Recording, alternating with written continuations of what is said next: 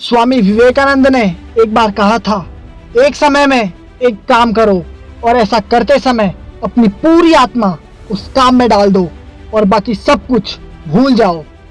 आज हम स्वामी जी के जीवन की 4 कहानियां डिस्कस करेंगे और जीवन की बहुत बड़ी सीख है इन 4 कहानियों में। पहली कहानी, एक बार जब स्वामी विवेकानंद जी विदेश गए तो उनका भगवा वस्त्र और पगड़ी देखकर लोगों ने पूछा, आपका बाकी सामान कहाँ है? स्वामी जी बोले, बस यही सामान है।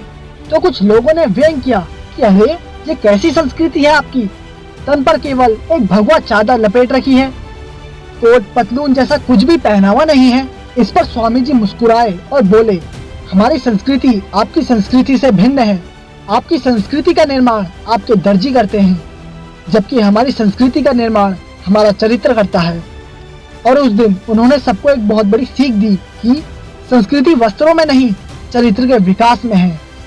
दूसरी कहानी, एक बार स्वामी विवेकानंद जी विदेश गए जहां उनके स्वागत के लिए कई लोग आए थे। उन लोगों ने स्वामी जी की तरफ हाथ मिलाने के लिए हाथ बढ़ाया और इंग्लिश में हेलो कहा, जिसके जवाब में स्वामी जी ने दोनों हाथ जोड़कर नमस्ते कहा। उन लोगों को लगा कि शायद स्वामी जी को अंग्रेजी नहीं आती है, तो उन लोगों में से एक ने हिंदी में पूछा, आप कैसे हो? तब स्वामी जी ने कहा, I am fine, thank you. उन लोगों को बड़ा ही आश्चर्य हुआ।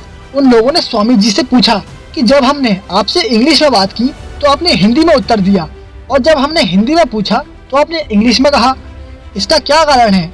तब स्वामी जी ने कहा, जब आप अपनी माँ का सम्मान कर रहे थे तब मैं भी अपनी माँ का सम्मान कर रहा था, और जब आपने मेरी माँ का सम्मान किया तो मैंने भी आपकी माँ का सम्मान किया।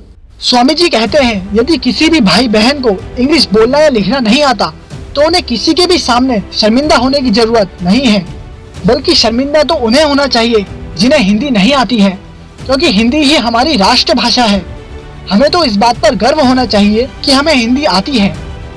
और उस दिन उन्होंने एक और सीख दी कि हम सबको अपनी राष्ट्रभाषा पर गर्व होना चाहिए।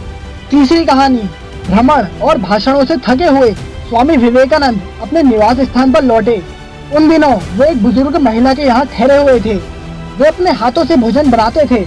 एक दिन वो भोजन की तैयारी कर रहे थे कि कुछ बच्चे पास आकर खड़े हो गए। बच्चे बहुत भूखे थे। स्वामी जी ने अपनी सारी रोटियां एक एक कर बच्चों में बांट दी।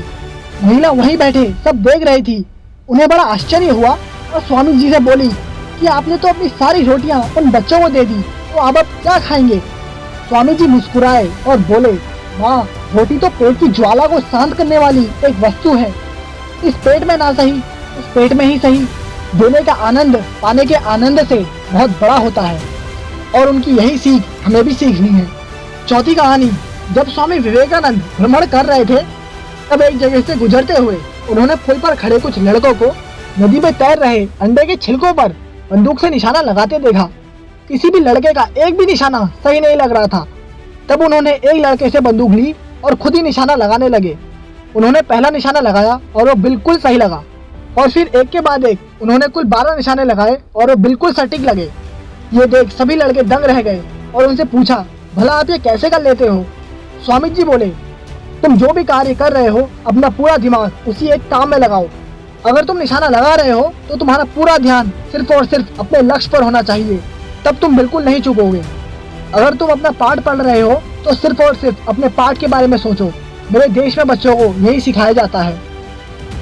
अपने जीवन में एक लक्ष्य निर्धारित करो और अपने पूरे शरीर को उस लक्ष्य से भर दो और हर दूसरे विचार को अपनी जिंदगी से निकाल दो।